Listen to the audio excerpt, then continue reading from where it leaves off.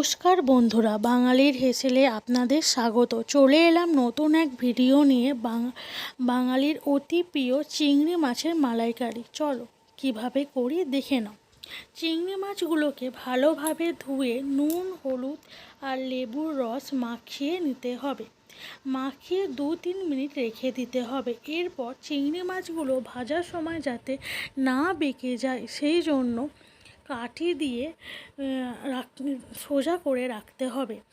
নিচের দিকে কাঠি ঢুকিয়ে ওপর দিকে করে দেখো কি সুন্দর সোজাভাবে হয়ে গেছে। এবার টুকরো টুকরো করে নারকেলগুলো কেটে নিয়ে আমি বেটে নিলাম। বেটে নিয়ে জল দিয়ে সিদ্ধ করে নেব, নারকেল দুধ বার করে নেব। খুব তাড়াতাড়ি নারকেল দুধ বের হয়ে যায় আর নারকেল কোড়ার কোনো ঝামেলা থাকে না। এবার ছাঁকনিতে ছেঁকে নিয়ে দুধ বার করে নিলাম। এবার নারকেল কুঁড়োগুলো রেখে দেব, অন্য কোনো কাজে ব্যবহার হবে। এবার মশলা বেটে নিতে হবে। 1 চামচ সর্ষে, কিছু পরিমাণ কাজু আর 1.5 চামচ চার মগজ, আর যে যেরকম ঝাল খাবে কাঁচা লঙ্কা দিয়ে আমি বেটে নেব। বেটে নেবার পর আমি উনুনে কড়া বসিয়ে নেব। তাতে পরিমাণ মতন সর্ষের তেল দিয়ে দিতে হবে। সর্ষের তেল দিয়ে দেবার পর এবার মাছগুলোকে একে একে ভেজে নিতে হবে। তবে মাছগুলো বেশি ভাজা যাবে না। 30 সেকেন্ড এপিঠ আর 30 সেকেন্ড ওপিঠ করে ভেজে নিতে হবে। আমার 30 সেকেন্ড ভাজা হয়ে যাবার পর ওপিঠ ভেজে নেব। আমার ভাজা হয়ে গেছে। এবার বাকি মাছগুলোকে আমি একে একে একইভাবে ভেজে নেব। দেখো কিভাবে ভেজে নিয়েছি, কি সুন্দর লাল লাল হয়ে গেছে ভাজা। এবার বাকি তেলটা আছে, এই তেল থেকে কিছু পরিমাণ 3 চামচের মতন আমি বাটিতে ঢেলে নেব। এবার বাকি তেলটাতে এলাচ 4টে, কিছু পরিমাণ দারচিনি আর 3-4টে লবঙ্গ আর 2টো তেজপাতা আমি ফোড়ন হিসেবে কড়াতে দেব। এবার পেঁয়াজ, বেটে রাখা পেঁয়াজ আমি দিয়ে দেব।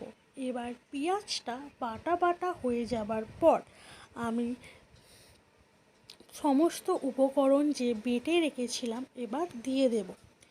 দিয়ে দেবার পর মশলাটাকে আমি 2 থেকে 3 মিনিট ভালোভাবে ভেজে নেব। দেখো কেমন কড়াতে বসে যাচ্ছে। এবার পরিমাণ মতন নুন, হলুদ গুঁড়ো 1 চামচ আর কাশ্মীরি লঙ্কা গুঁড়ো 1/2 চামচ দিয়ে ভালোভাবে নাড়তে থাকবো। কড়াতে বসে যাচ্ছে তাই বাটার জল আমি দিয়ে দেব কিছু পরিমাণ। দিয়ে দেবার পর আমি ভালোভাবে কড়াতে খুন্তিটা দিয়ে নাড়তে থাকবো যাতে কড়া থেকে তেল বের হয়ে যায়। 2-3 মিনিট নাড়ার পর কড়া থেকে তেল বের হয়ে যাচ্ছে, মশলা থেকে তেল বের হচ্ছে। এবার আমি নারকেল দুধ দিয়ে দেব। আমি বাকি জল দিচ্ছি না, শুধু নারকেল দুধেই এই রান্নাটা হবে। এবার ফুটে ওঠার পর মাছগুলো, সব কটা মাছ আমি দিয়ে দেব।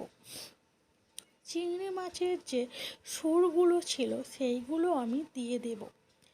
দিয়ে এবার ঢাকনা দিয়ে দেব 10 মিনিট। 10 মিনিট পর দেখব কেমন হয়ে গেছে। আমার চিংড়ি মাছের মালাইকারি রেডি হয়ে গেছে। কিছু পরিমাণ গ্রেভি রাখতে হবে। এবার বাকি যে তেল তুলে রেখেছিলাম দিয়ে দিতে হবে। গরম মশলার গুঁড়ো 1/2 চা চামচ দিয়ে এবার খাবারের স্বাদ বাড়ানোর জন্য কিছু পরিমাণ চিনি দিতে হবে। তবে বেশি দিলে হবে না, যাতে মিষ্টি না হয়। এটা আমি স্বাদ বাড়ানোর জন্য চিনিটা ব্যবহার করলাম। মাছের মালাইকারি হয়ে গেছে। আপনাদের এই রেসিপিটা কেমন লাগলো অবশ্যই আমাকে কমেন্টে জানাবে। আর ভালো লেগে থাকলে প্লিজ একটা লাইক দিয়ে দেবেন। আর চাইলে বন্ধু বান্ধব আত্মীয় স্বজন এর কাছে শেয়ারও করতে পারেন। আর চ্যানেলে নতুন বন্ধু হয়ে থাকলে চ্যানেলটাকে সাবস্ক্রাইব করে দেবেন, সাথে করে দেবার জন্য অনুরোধ রইল। তো এই পর্যন্ত, আবার অন্য কোনো রেসিপিতে দেখা হবে। ততক্ষণে সুস্থ থাকবেন, ভালো থাকবেন, আর সকলকে ধন্যবাদ।